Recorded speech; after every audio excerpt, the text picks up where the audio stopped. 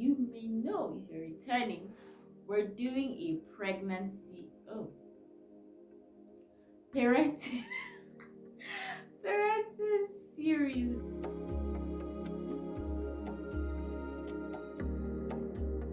Hi guys, welcome back to my channel. My name is Bologi Steven. And I'm Peter Steven. Yes, so with Stevens, and if this is your first time, welcome. If this is not your first time, welcome back. As you may know, if you're returning, we're doing a parenting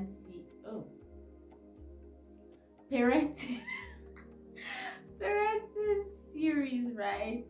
So we've told you guys, if you haven't seen I'm not trying to be pregnant again yet, not now. So we've done we told you guys why we waited almost 2 years to have our first babies on the channel, and then last week we told you guys about 1 year as parents and how it has been. So today we're going to be telling you some things that nobody told us about this parenting life. So yes, we're calling out everybody, our friends, our family, because men, there are things that nobody told us, and that's what we're going to be sharing today. So you want to start? No, it's my channel, so I get to ask you to start. Throw in one. Anyways, when I asked my husband this thing when we were getting ready, he was like, "What did they tell you?" And to be fair, I was told a few things. But the truth is, you can't get all. So let me start. I think one of the things nobody told me is that you would, as a mother, this is based on my experience, sometimes you would feel guilty for feeling tired. And you have to remind yourself that you are human and it's okay. Because for me, there were times I would be so tired and then I'll be feeling guilty or feeling ungrateful. Do you get, like, I'm a human being, I'm supposed to be tired, right? But I'll be feeling guilty or those kinds of feelings. And I had to remind myself that it's okay, you're not a bad mom, you're just a human mom, right? So it's okay to feel tired, and then I'll get back up. And yeah, that happened a few times. So that's one thing nobody told me about. That's good. Okay, so let me follow your cue. To be fair enough, I was told. No, you weren't. No, you weren't. Okay. So for me, I know I asked, and I think it was just a blank answer. Don't worry, you get to know, you get to find out. Tell you about the sleepless nights. Everybody tells you about the sleepless just nights. tell you about the sleepless night, and that is all. But nobody told me that I am also a parent, and growing, not like it's a magic that I'm a parent, but that I have to actively be a part of it, because he is my child. Yeah. And it's my call, it's my responsibility. Nobody really put that out there to say, see, you've got to be a part of this journey. You cannot take an excuse and say it's the woman's thing. No, it's your own thing. You must change the narrative. You must be a part of the journey. Change diapers, bath the baby, back the baby, lullaby the baby, whatever you need to do just to support, basically. Because at first I'm like, back the baby, but feed the baby, basically. I don't know, nobody categorically said these things. Okay, so another thing for me is, I think nobody really explained to me that as a mother, especially in these early days, I'm going to be parenting and handling postpartum at the same time. Because there's a lot about pregnancy, and there's a lot about pregnancy, what to expect, the books and everything. So you still don't have the whole picture, but you have an idea. But you see postpartum, nobody tells it. And again, because you don't know which one will happen to you, nobody tells you that you're basically handling postpartum and the early, at least the first year of motherhood. So for example, I had a little hair loss, my edges. I was so proud of my edges. Just that, so that I can just comb your hair and the hair is just coming out. And it was after, for example, that my friends were telling me, oh, you should have continued taking your prenatal drugs and all of those things. But really, nobody really told me expressly that you're going to be dealing with early stages of parenting and postpartum at the same time. So you have to get ready and like be prepared and know how to balance that. Yeah, okay. I think for a second point, nobody necessarily mentioned the possibility of your child, what to do when your child falls ill, especially at that first stage, many times when those things happen, you begin to ask and you hear a thousand Yeah. ways to solve what is not going to solve, But the most important thing that I think I have grabbed out of the period is don't be so worried about it. You will overcome it.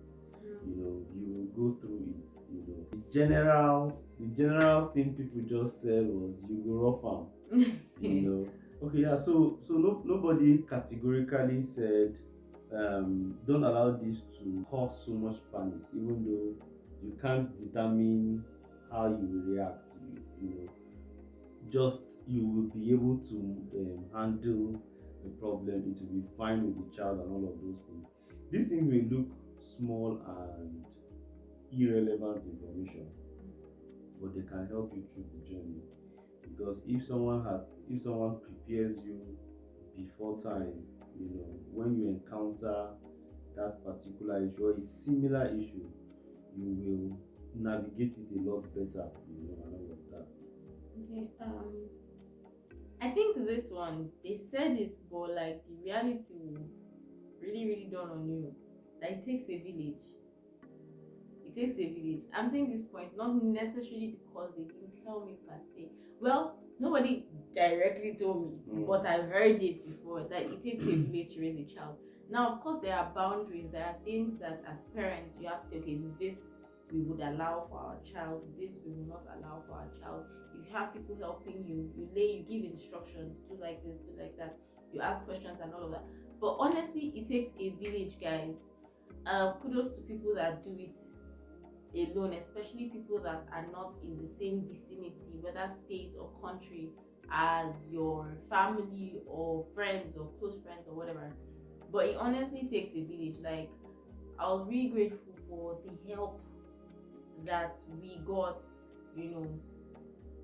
from Ethan's aunties to my own aunties to family, my parents, our siblings, and all of that. It really, really, really takes a village. There's only so much that you can do by yourself, right? Should I mention one that they said? Which one? They're gonna scatter your house. Toddler parents, guys. Man, I was saying at work today how it can badges. Like right now, you should see the way this boy enters our room. He just with his little legs, then he badges into the room, and then he stops to like look at you like, yeah, I'm here. Then he continues to, depending on whether he's coming to meet you or he's going to open the fridge or like, yo, you nobody told me that you get a new landlord. Guys, legit right now, the owner of the like house. legit right now, I just call him landlord, like, hey, our landlord is here, because I don't quite get who it is again if it's not him. So yeah, I think that as well. So is there anyone that, whether they told you or not, that you just want to share with your new parents? Okay, let me just emphasize my first point. Um, the fact that you will need to be a part of the child. Because for many men, usually that first few, in fact, let me even use the first few months, maybe first 3 months, sometimes they are not part of the child at all. You know, some ship, some have very legitimate reasons why they do that. Some it's tradition. I can't handle this, so I ship you off my And it's vicinity. like there's an unwritten rule that the mother is the main Yes, parent, the main parent, exactly. and the man is assisting. So it's like, please help me carry. Exactly. No, sir. So for me, I wanted to be a part of his life from the very start, the day he comes out. I have been a part of the journey, before I saw his face in physical, but I wanted to Catch it, guys. be a part of his journey, let me know what it feels like for him, helpless, he can cry, what can I do to help? Just be there so that you can even tell the child that I cleaned your bum bum. Wow. Better behave well. Wow. And all of those kind of things. But just being part of their life really, it's different for fathers because there is a connection that you should have with your child right from that if you can afford it, except when you can't afford it. But if you can afford it, please don't discard it. They are precious moments. They are opportunities you will not be able to get again as far as that child is concerned. Once they pass any stage of their life, it's gone. You can only be working with whatever is ahead. It's gone. Of, one thing they told me that I did not hear. In fact, I used to, like, when my friends that have older babies, when they come when he was a newborn, and they're like, oh, enjoy this phase now, enjoy this phase. Just like, yeah, to enjoy. Enjoy it. If you're the mom to or a parent to a newborn from 0 to, let's even kind 6. They're 6 months. They're already getting active. But you see that point where you can keep him here and go around, and you know that he will still be here. There. Enjoy. Don't be like me. But just 2 quick things as I wrap up. Number 1, nobody told me that my child will be my teacher, because I've learned so much. I've learned him. I've learned him as a human being. Yesterday my friend was in the house and she asked me, what's Ethan's love language? Right? And so I'm watching and learning him. I'm writing about him. I'm just learning him. But even much more, nobody told me that my child will be my teacher, because there's so much that he has taught me by just being. Yeah. I've learned a lot about like my relationship with God by just watching Ethan. Sometimes you're telling him, don't go there because it's bad for you.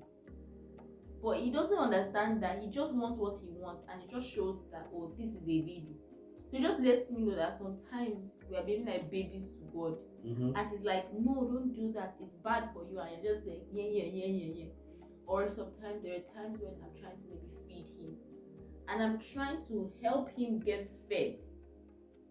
But he's just, and I'm like, no, Ethan, if you let me, this cry you are crying will be solved, because I'm trying to help you.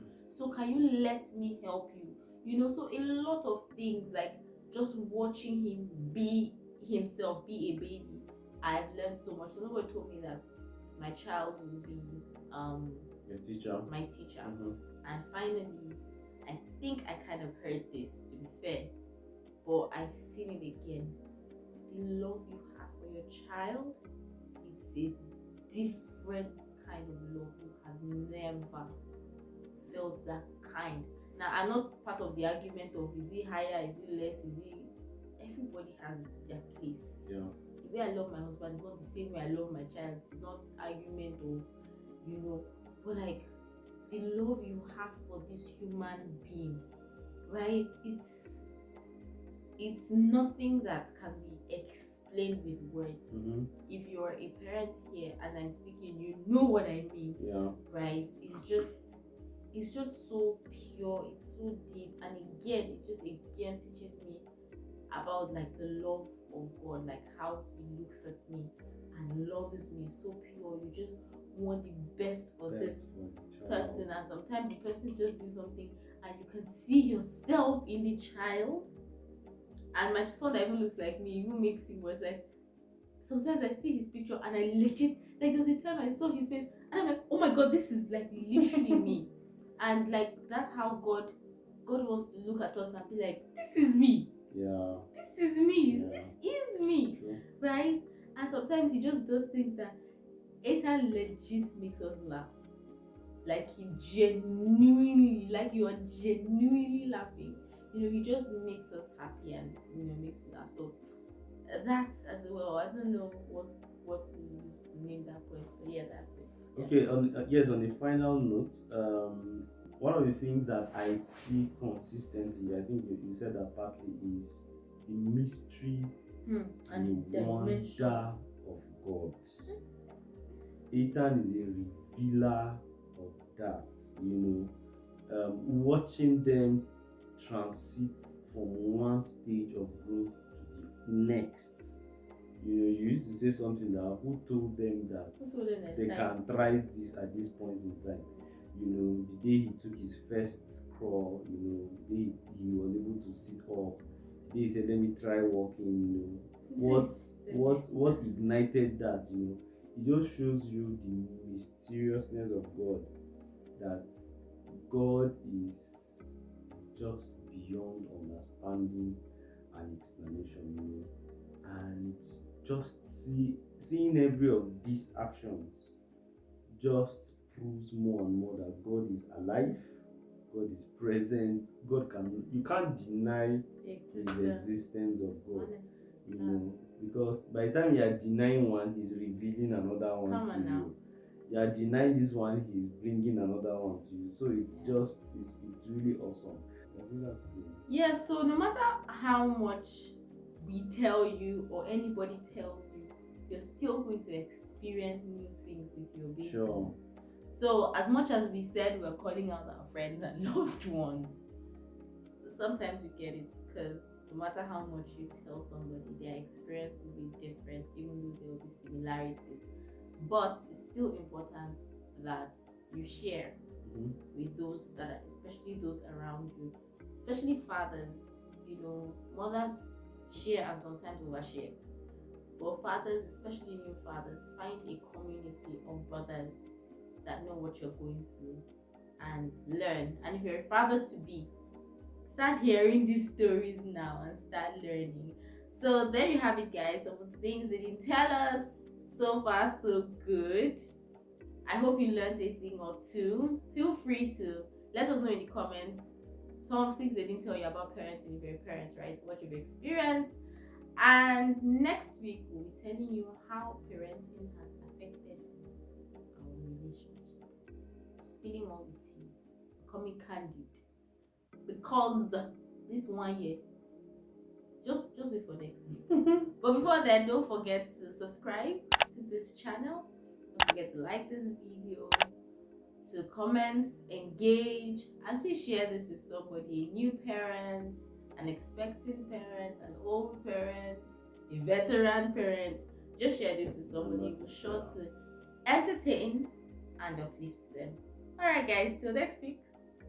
Bye.